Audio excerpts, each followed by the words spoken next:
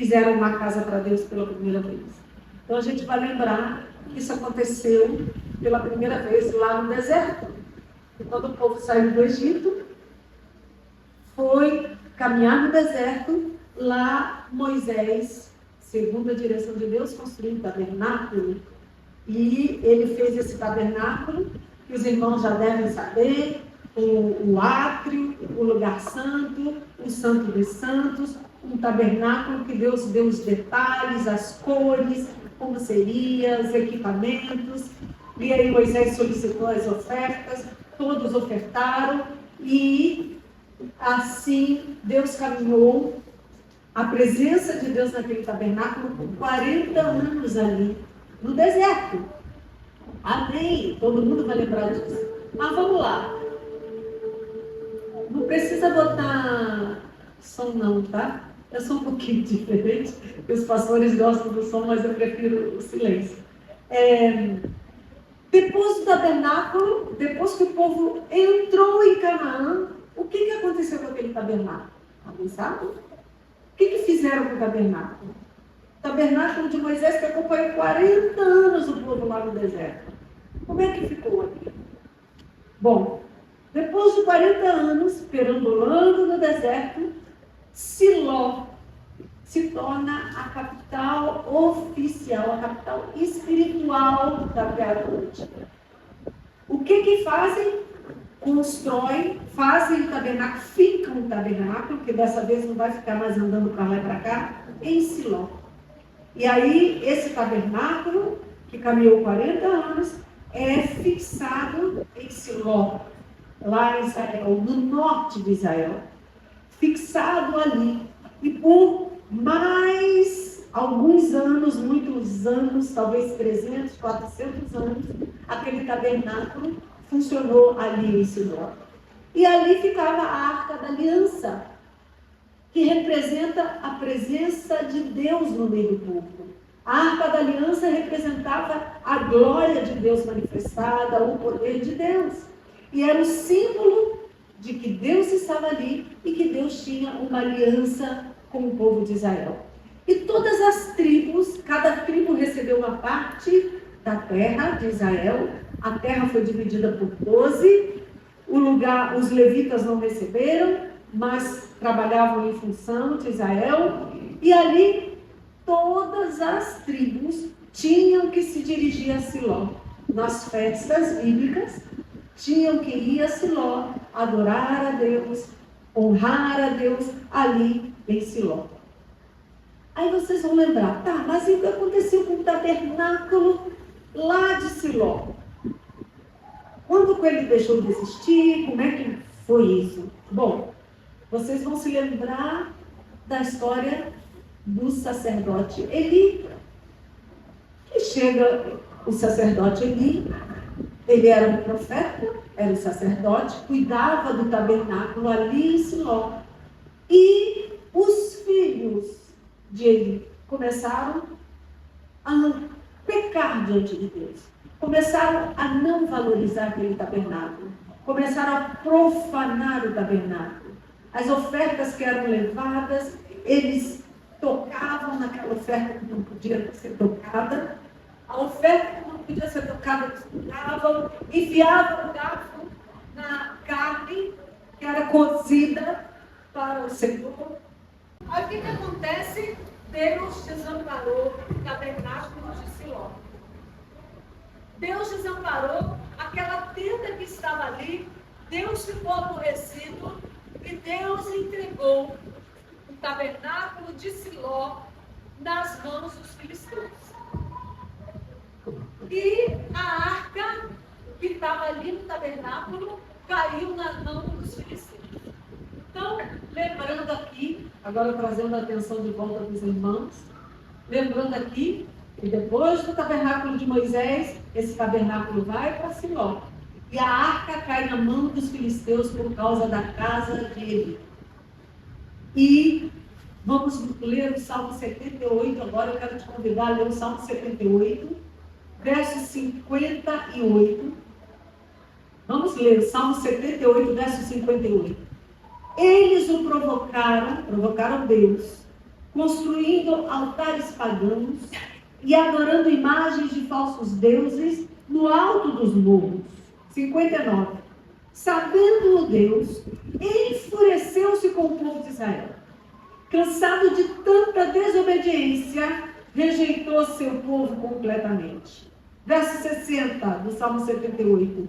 Por isso, abandonou o tabernáculo de Siló, o lugar que era a sua casa entre os homens. 61. E deixou que a arca da aliança, o símbolo da glória e poder de Deus, fosse conquistada pelos inimigos de Israel. E aí o tabernáculo foi destruído. Aquele tabernáculo que Moisés construiu lá atrás, no deserto, e depois foi para Siló, foi totalmente destruído pelos filisteus, por volta do ano 1050 a.C., e a arca foi levada. Foi aí que a arca desapareceu? O que aconteceu? O que aconteceu? Vamos se lembrar um pouquinho de história bíblica. Os filisteus levaram a arca. E sabe quanto tempo eles ficaram com ela? 7 meses. Só isso? Só isso. Sabe por quê? O povo começou a passar mal. Eles levaram a arca, o povo começou a ter tumores. A Bíblia fala que eles tiveram hemorroidas. Você tem noção, irmãos? Olha que desgrama é isso. O povo tudo cheio de hemorroida. É o que a palavra de Deus diz. Começou a aparecer infestação de ratos. Começou a aparecer pestes, pragas. Isso em 7 meses. A ponto do povo, dos filisteus falarem, não queremos mais essa arca. O que nós vamos fazer agora? Temos que devolver a arca. Faz o quê? Isso aqui que era para ser um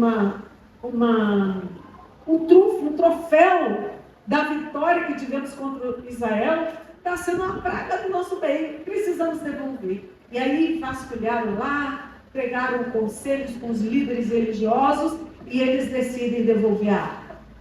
Vamos ler, então, primeiro livro de Samuel, capítulo 6. Fala como é que essa arca é devolvida. Só que o tabernáculo já não existia mais. Mas eles devolvem a arca. Vamos para 1 Samuel, capítulo 6, verso 10. E o povo fez conforme as instruções recebidas.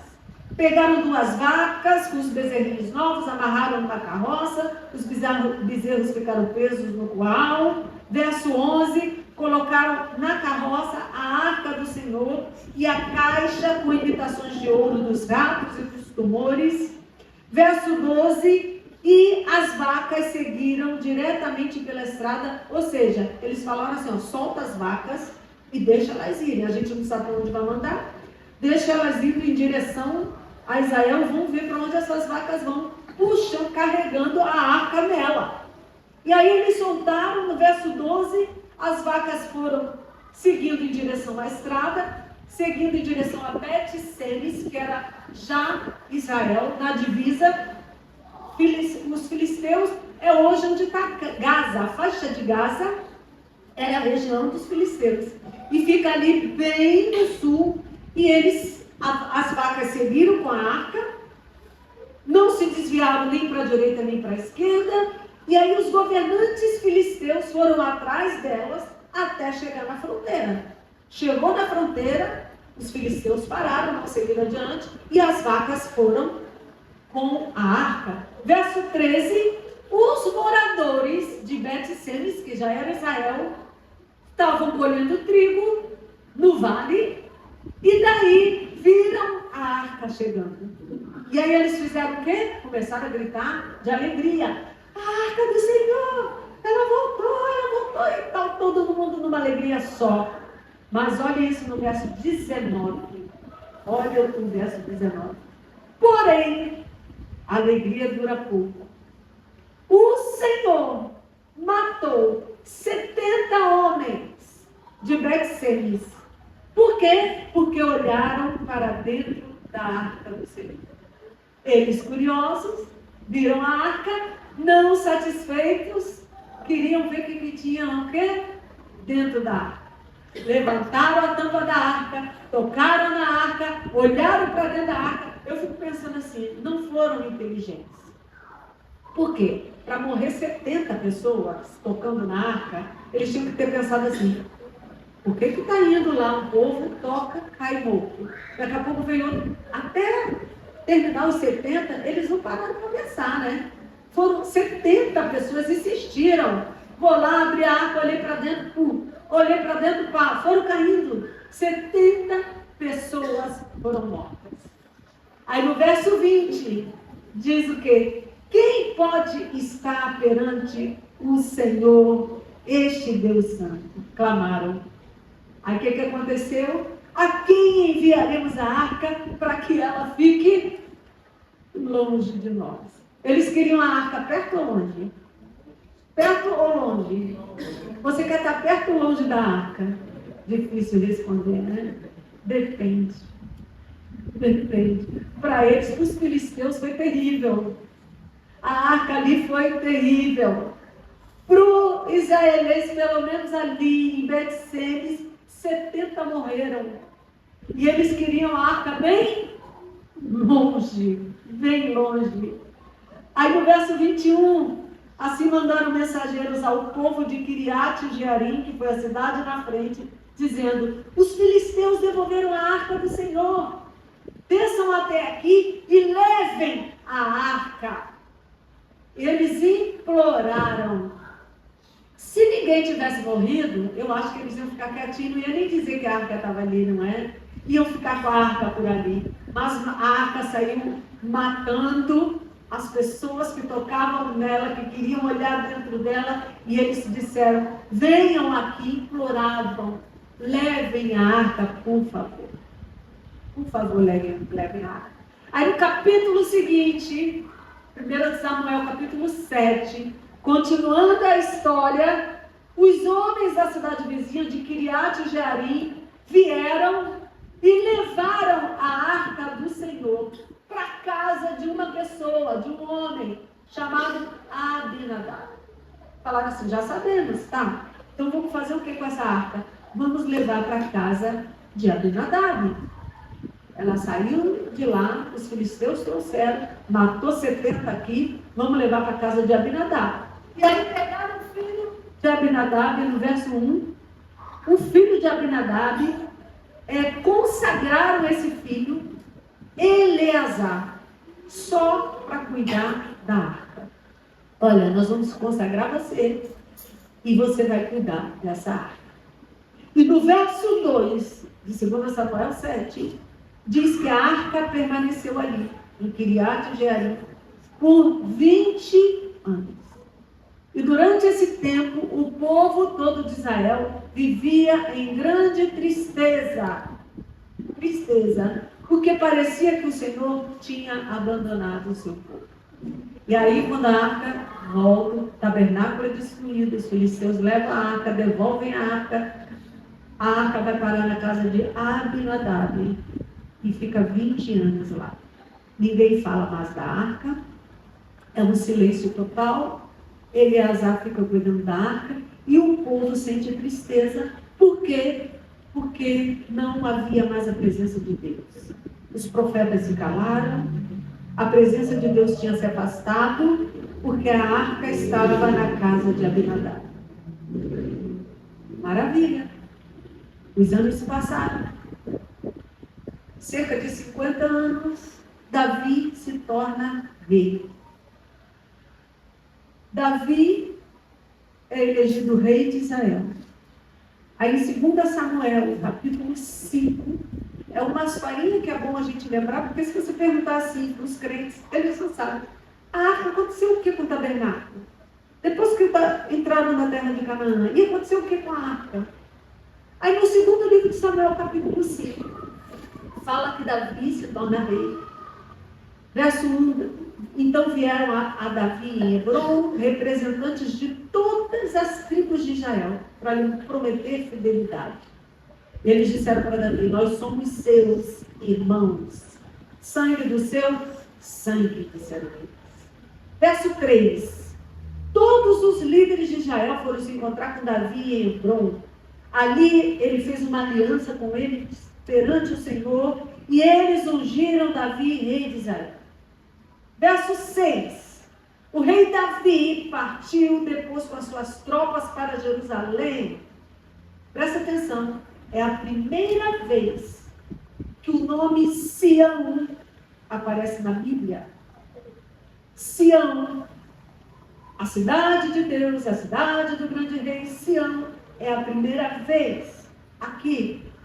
Escutem só, o rei Davi, no verso 6, partiu depois com suas tropas para Jerusalém, a fim de combater os jebuseus que moravam lá. Então, nessa época, quem habitava em Jerusalém?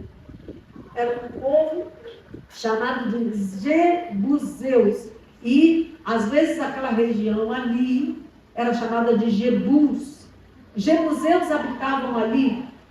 E ouçam só, verso 7. Porém, Davi e seus soldados os derrotaram. Era uma fortaleza, se vocês avaliarem a história, uma fortaleza quase que intransponível.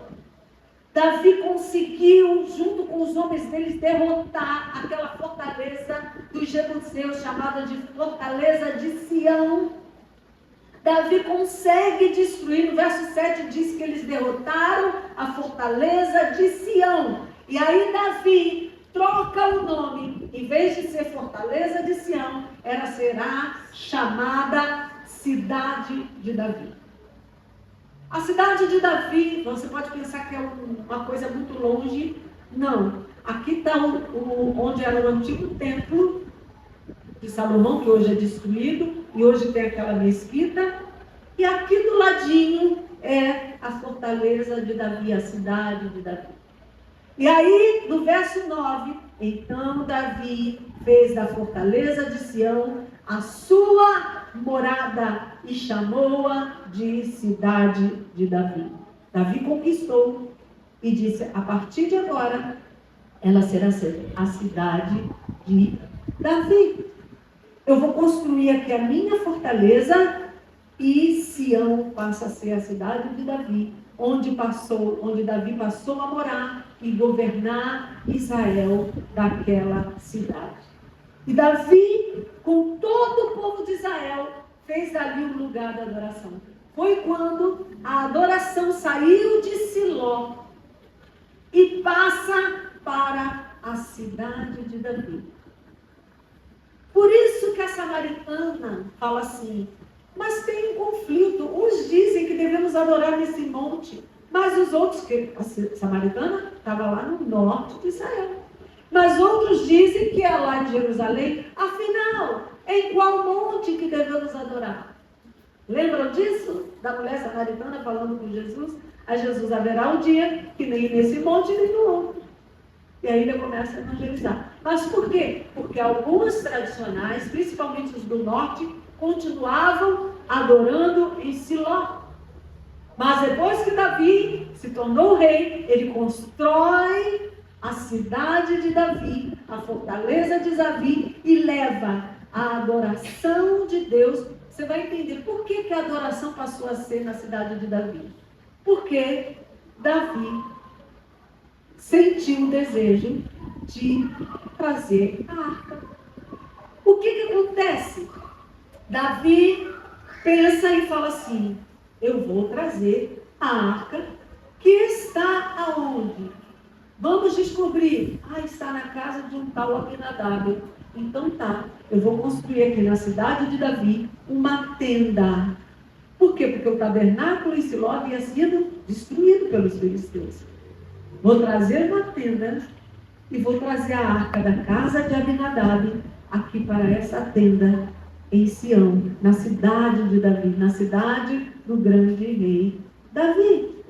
E Davi decide trazer a arca para a cidade de Davi, constrói uma tenda, porque o tabernáculo em Siló já não mais existia, e Davi constrói o que é conhecido como tabernáculo de Davi. Quem está entendendo até agora, diga amém. Amém. Quem não está entendendo nada, diga amém.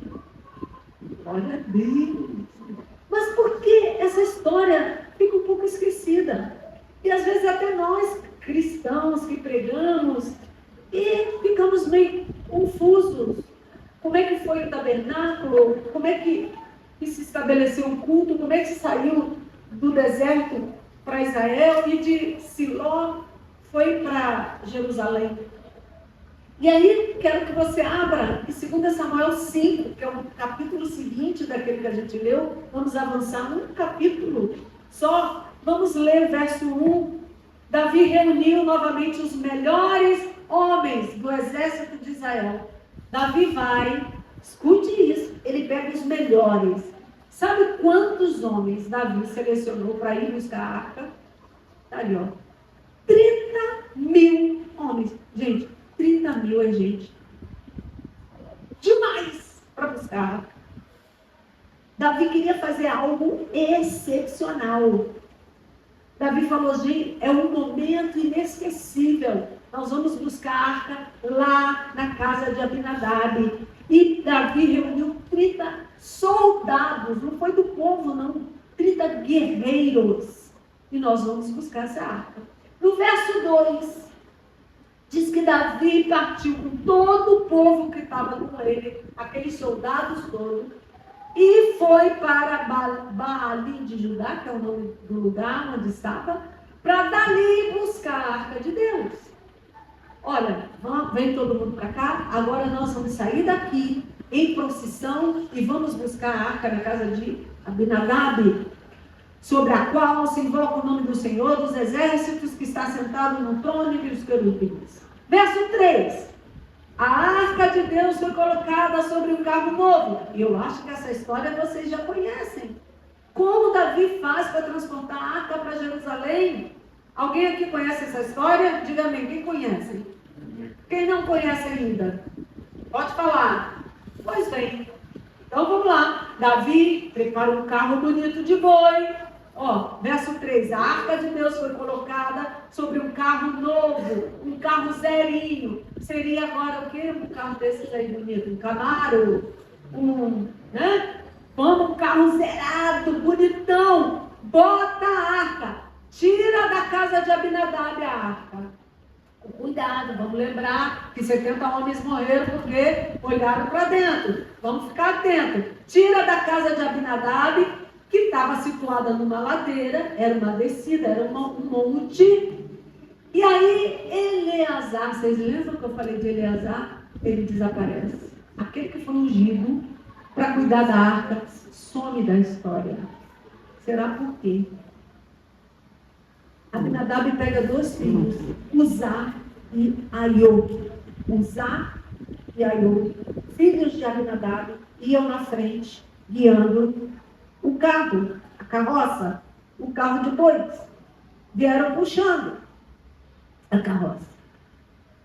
Irmãos, no dia que Davi foi tirar a arca da casa de Abinadab, ele deve ter pensado, até que enfim.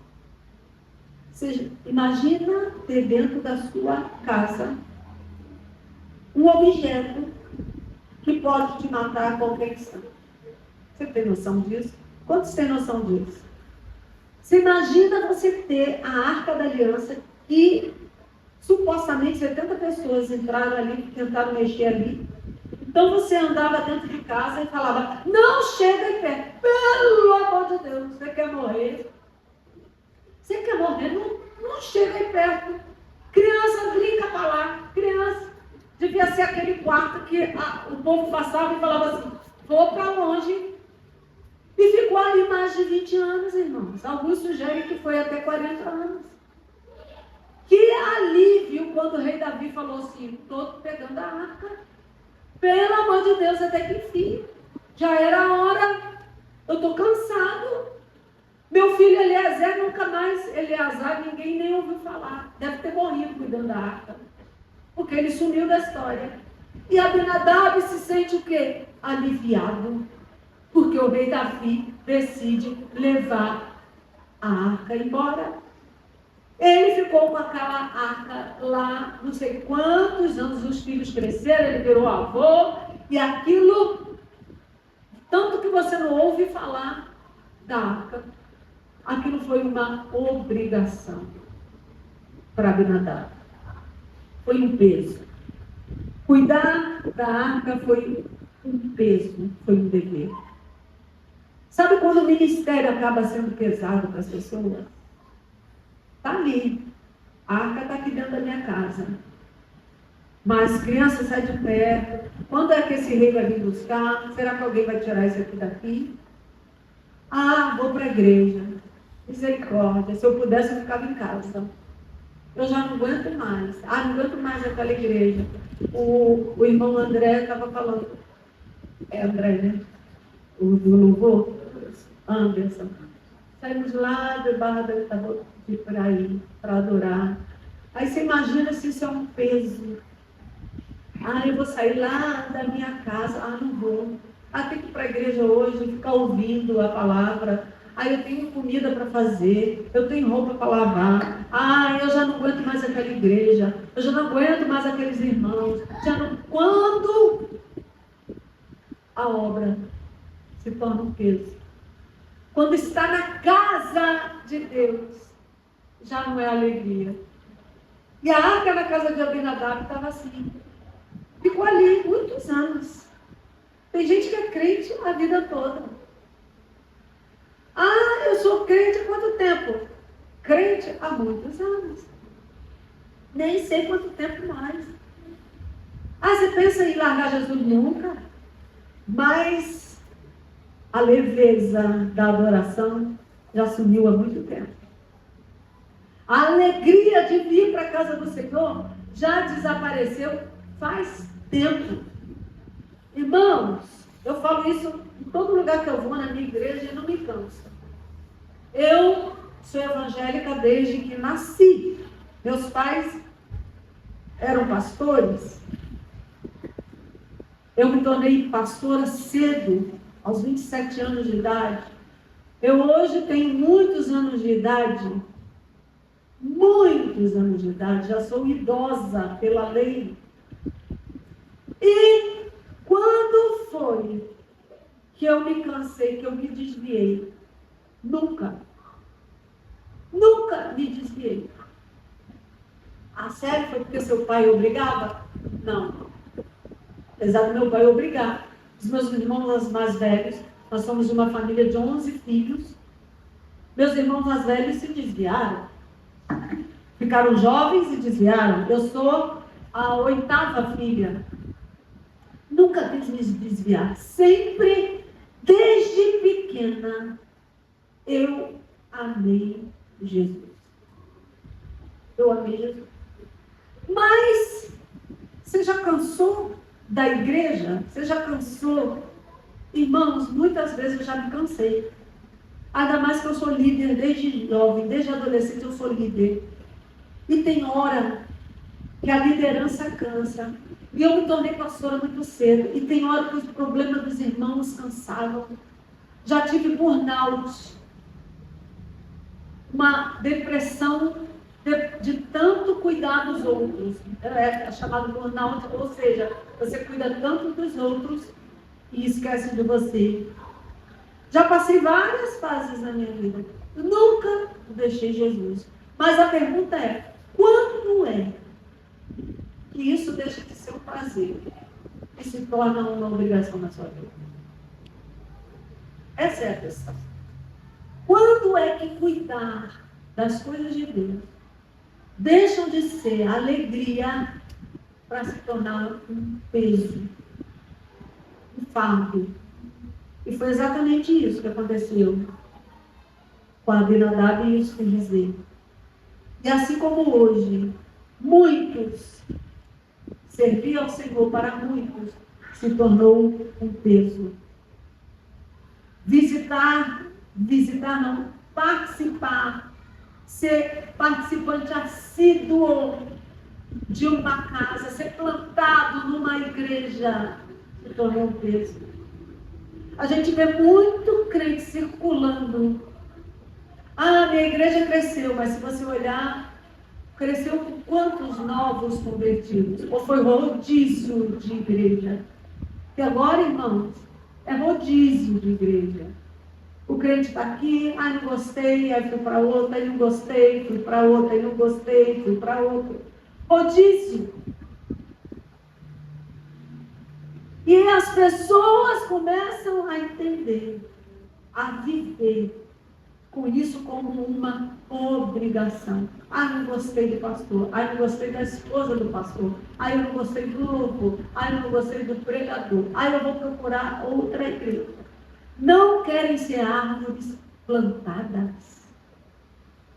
Não querem ser árvores plantadas. E aí, sabe o que acontece? Nada. É exatamente a palavra que eu estou usando. Sabe o que acontece na vida dessas pessoas? Nada. Igual na casa de Abinadab, nada. Nada de sobrenatural acontecia. A arca ficou lá tantos anos, ficou esquecida lá, e não acontecia nada. Por quê? Porque era um peso, era uma obrigação. E as pessoas perdem a alegria de estar na casa do Senhor, a alegria de servir, a alegria de vir ao serviço do Senhor. Será que já aconteceu isso com você alguma vez? Aconteceu já de você até falar, ai, amanhã tem culto. Ao invés de dizer, amanhã tem culto. Eu não sei se alguma vez você já sentiu muita alegria de servir. E não queria sair da igreja de tanta alegria. Não queria ir embora. O culto acabava, ficava aqui toda a vida conversando.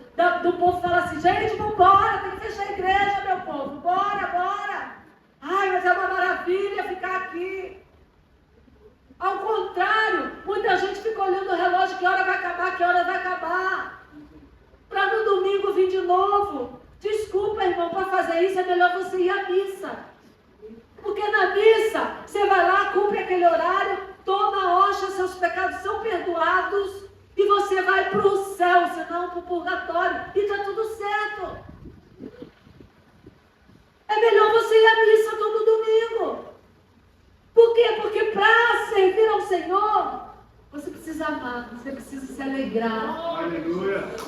Você precisa sentir prazer. E foi quando que você deixou de sentir prazer? Ou está começando a esfriar, daqui a pouco você perde o prazer. Aí você bota um defeito na igreja, acha que tem que trocar de igreja. Não, você tem que trocar de coração.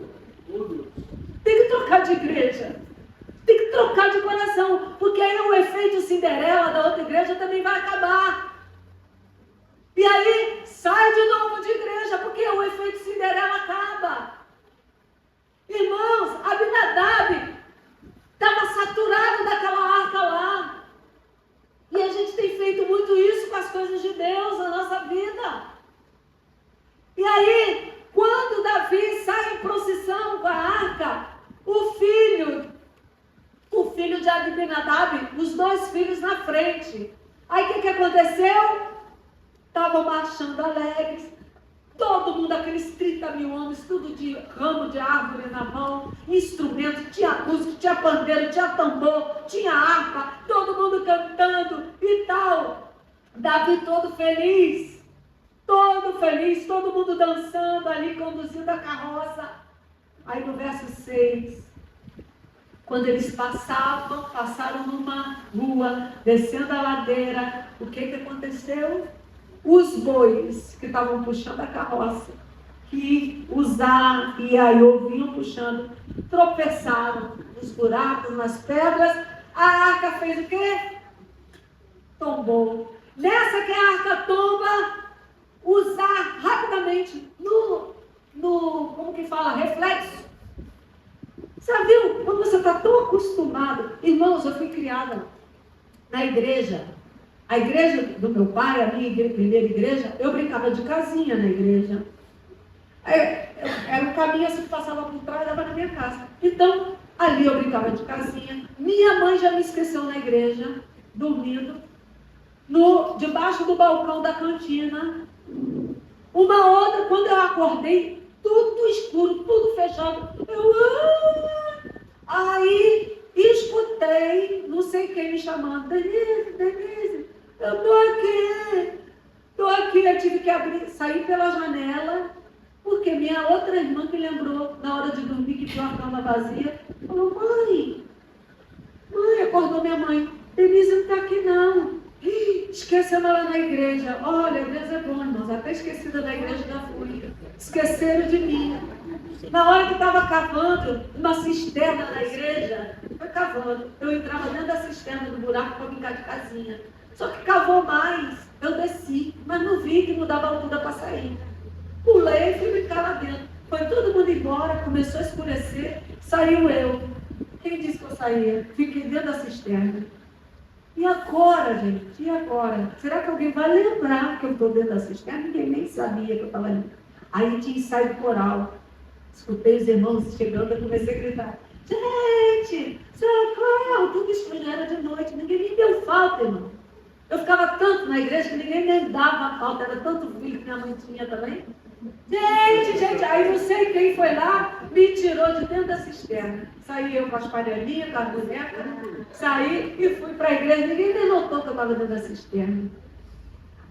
Nessa casa, o Zá estava tão acostumado, tão... e tal. Quando a arca tropeçou, ele, no reflexo, colocou a mão. Nessa que ele coloca a mão, aconteceu o quê? O que vocês acham que aconteceu com o Zá? Fala para mim. Fala, morreu. Morreu. Diz o verso 7. Deus se irou com a irreverência de Zá.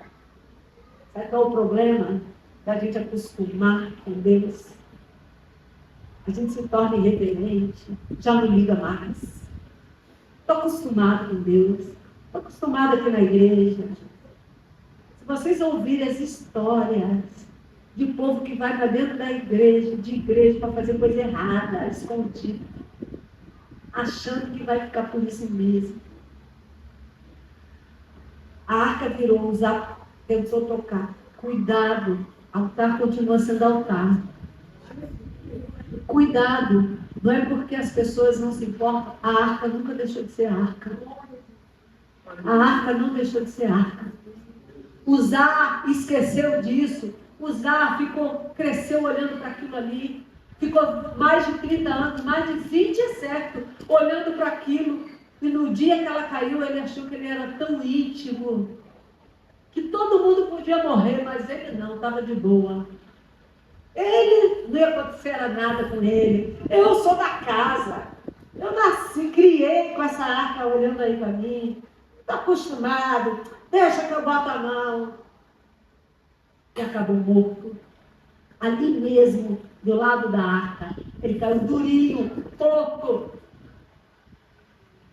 Não nos acostumemos com Deus.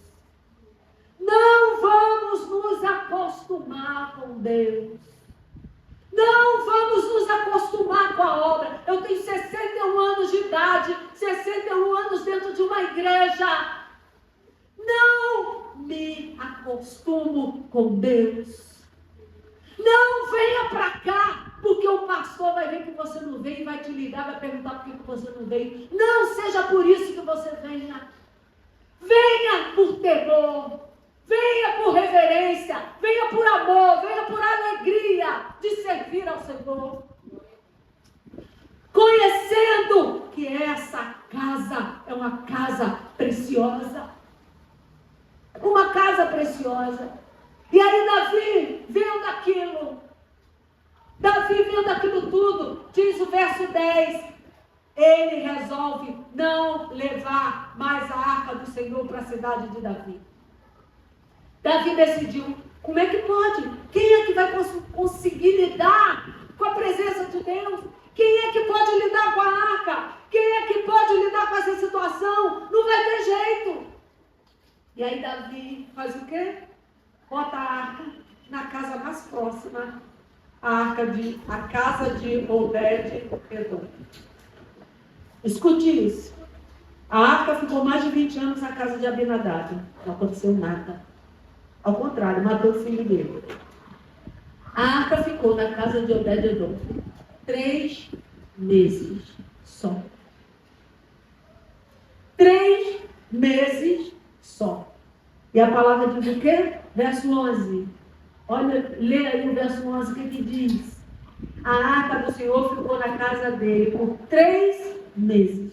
E o Senhor abençoou Obed-Edom e toda a sua família.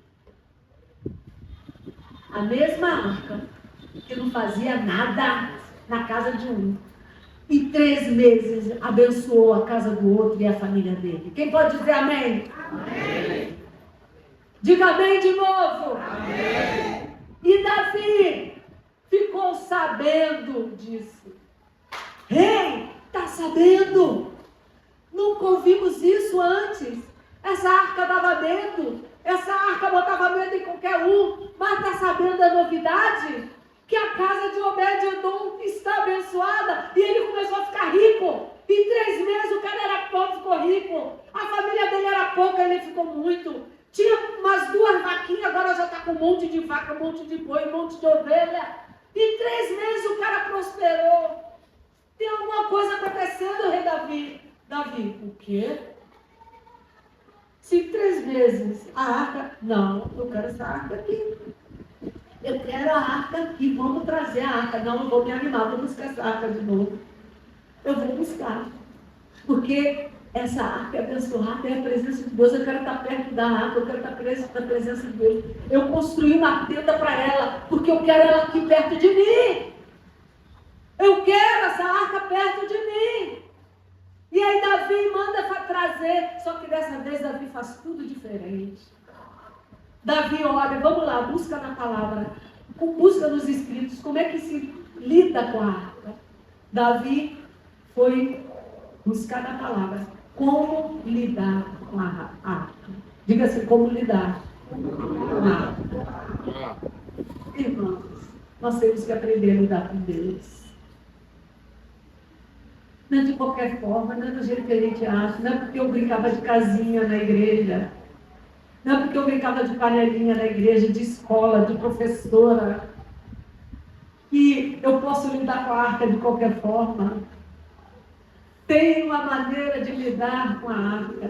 E Davi foi pesquisar e viu que cada 5 passos tinha que oferecer sacrifício. E cada 5 passos, Davi colocou uma estola sacerdotal, um colete de sacerdote. Foi toda uma liturgia preparada. O que aconteceu que fez Davi ter sucesso? Ele aprendeu a lidar com a arca. Não se lida com Deus da minha maneira. Tem a maneira que Deus determinou para se lidar. Não é do jeito que eu acho, é do jeito que Deus quer. Não é como eu entendo, porque eu estou acostumada a lidar com as coisas de Deus, estou acostumada com a igreja. Não, é do jeito que Deus determina. Não é da maneira que vem na minha cabeça, mas é como Deus diz que tem que ser. Olha, Obed-Edom foi um cara tão comprometido. Se você ler 1 Crônicas 15:16, depois você anota e vai ler. Você vai ver que ele, quando a arca, Davi levou a arca, ele quis ir junto. Ele falou, não, eu vou junto. Eu vou junto com a arca. E ele se tornou músico diante da arca. Obed-Edom, ele se tornou tesoureiro. Sabia disso? Para cuidar das coisas da arca. Porque ele tinha um coração empenhado no reino. Diferente de Abinadab.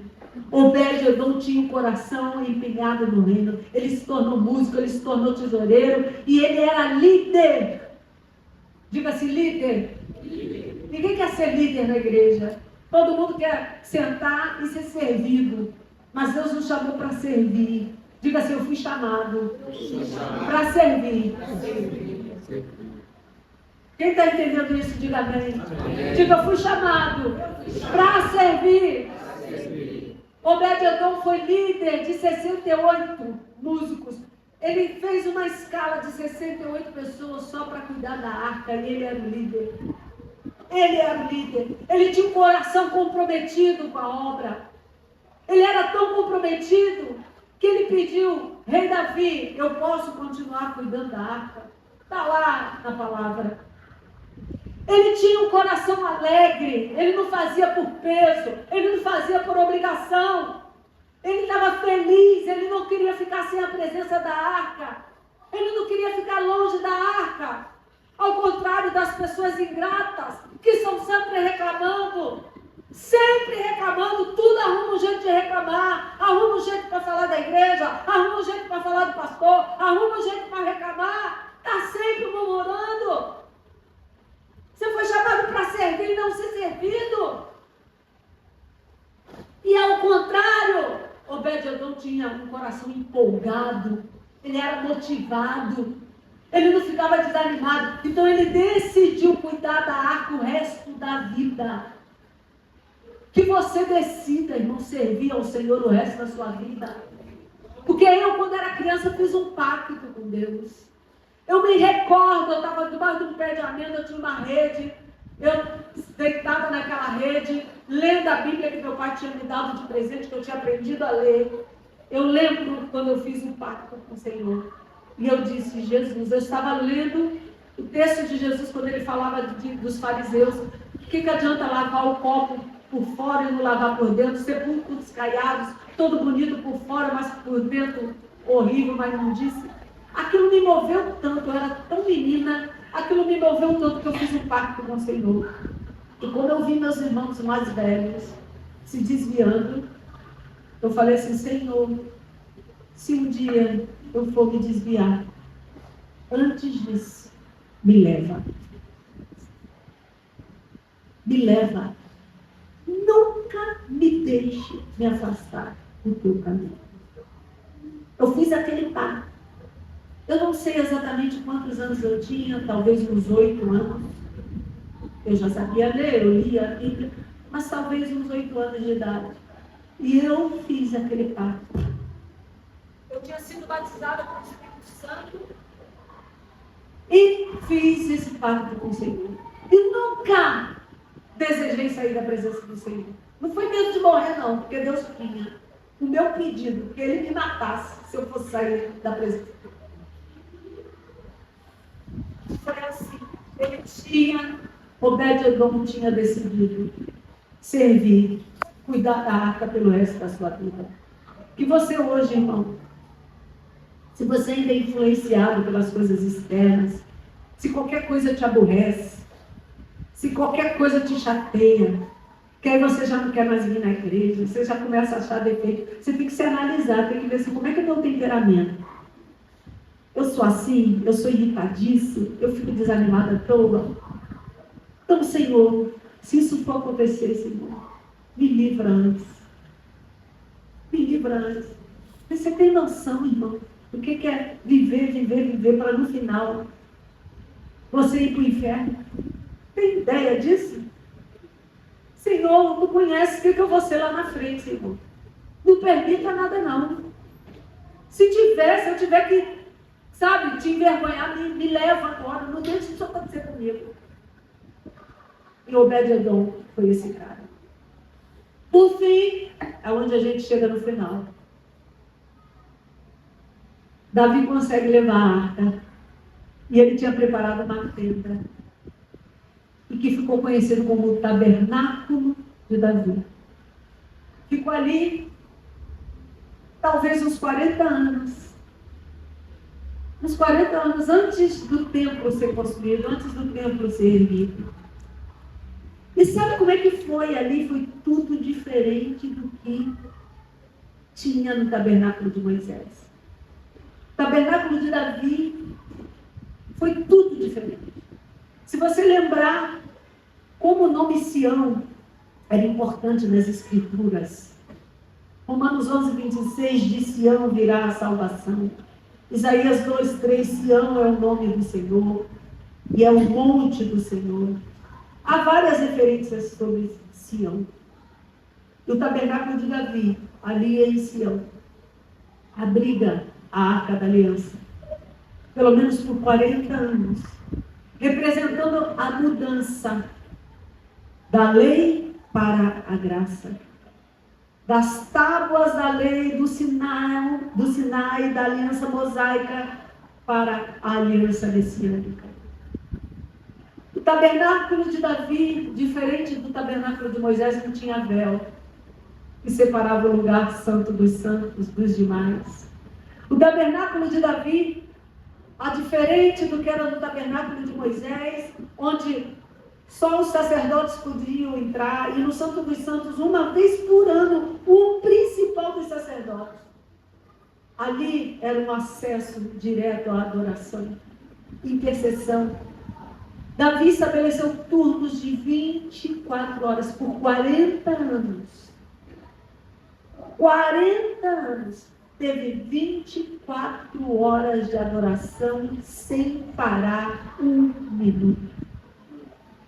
Por 40 anos tinha louvor, adoração, danças, ações de graças, mãos levantadas, livre acesso, sem parar um instante. Ali foi um tempo profético anunciando a glória, a graça que o Messias traria para nós. Era um modelo de adoração contínua, um modelo de amor à obra, um modelo de amar as coisas de Deus, o vislumbre profético da graça. Ali já era a manifestação da graça. No tabernáculo de Moisés, se entrassem no Santo dos Santos de maneira incorreta, o sumo sacerdote poderia sair morto. Tinha muitos sininhos nas barras dos seus vestidos, da manga, porque se aqueles sininhos parassem de bater enquanto o sumo sacerdote estava lá dentro, amarrado a uma corda, eles puxavam, porque saberia que o sumo sacerdote sairia de lá morto. Mas no tabernáculo de Davi, houve uma mudança revolucionária. Todo o sistema que separava o povo de Deus caiu por terra. E ali todos podiam entrar. Por fim, Davi tinha um grande palácio. Do palácio ele olhava o seu tabernáculo, a tenda, a arca. Foi quando ele deseja construir uma casa bonita para Deus. Ele fala: Senhor, eu amo a Ti. Eu moro num lugar bonito. E Tua arca, Tua presença fica numa tenda. Deixa-me construir um palácio para Ti. Deixa eu fazer um palácio. Salmo 26:8. Davi diz assim: Senhor, eu amo a Sua casa. O lugar onde se manifesta a Sua presença gloriosa. Será que você pode dizer que ama a casa de Deus? O tema desse culto: bem-vindos à nossa casa. Aqui é a casa do Senhor. Será que você pode declarar? Diga assim: eu amo a sua casa, Senhor. Fala para Deus ouvir: Senhor, eu amo a sua casa. Eu amo a sua casa. Glória a Deus. Salmo 27:4. Um versículo que tão conhecido. Uma coisa pedi ao Senhor, e eu a buscarei, que eu possa morar na casa do Senhor todos os dias da minha vida, para contemplar a beleza do Senhor e meditar no seu santo templo. Davi pediu uma coisa ao Senhor: Senhor, eu tenho uma coisa para te pedir, que eu more na tua casa todos os dias da minha vida. Quantas pessoas já desanimaram de estar na casa do Senhor, muito menos todos os dias. O povo da igreja primitiva amava tanto que eles se reuniam todos os dias no templo. E às vezes o crente, para vir um dia na semana, reclama, tem preguiça, porque o amor acabou. O amor acabou. Mas hoje o Espírito Santo quer renovar essa igreja. O pastor começou dizendo: é um tempo de renovação nesse lugar. É um tempo de mudança aqui na história dessa igreja. E nós precisamos amar estar na casa do Senhor todos os dias. Salmo 69:9. Salmo 69:9. O grande zelo que tenho pela sua casa me consome. Você tem zelo pela casa de Deus? Quantos aqui zelam por essa casa? O zelo de Deus tem que te consumir. O zelo pela casa do Senhor tem que te consumir, queridos. Você tem que estar consumido. Davi amava o Senhor mais do que tudo. E Davi desejava fazer uma casa para Deus, para estar sempre perto, sempre por perto. E daí, queridos, vocês sabem na história que Deus não autoriza Davi a construir a casa. Porque tinha muito sangue derramado. Davi foi um guerreiro. E ele diz assim: Davi, você marcou um novo tempo na história da adoração, da graça. E eu vou levantar o seu filho para construir a casa para mim. O seu filho, você não, mas o seu filho. Sabe o que isso significa, irmãos? Uma nova geração que nasce nesse lugar. É uma geração nova de jovens que vão ser os Josués da história dessa igreja, que vão guerrear por essa igreja, que vão levantar a casa para o Senhor. É Deus levantando uma geração nova aqui nesse lugar. Amém, queridos? Quantos querem profetizar isso comigo nessa manhã? Quantos querem profetizar que seus filhos vão encher esse lugar? Seus filhos virão a essa casa. Seus netos vão vir a essa casa. Serão árvores plantadas aqui nesse lugar. Serão pastores, serão pastoras. A minha descendência, diga a minha descendência. A minha descendência. Serão de pastores, serão pastoras, serão de servos, servas do Senhor. Nós vamos encher a casa do Senhor. Por fim, lá em Atos, no começo da igreja, Atos capítulo 15, verso 16. Eu quero encerrar com esse versículo, 16 e 17. Atos 15, 16 e 17. Depois disso, voltarei e reconstruirei a tenda caída de Davi, que agora está em ruínas. Isso aqui já é lá em Atos. Foi quando a arca foi levada para o templo foi invadido, os assírios, depois os babilônicos, aí destruíram e desapareceram a arca.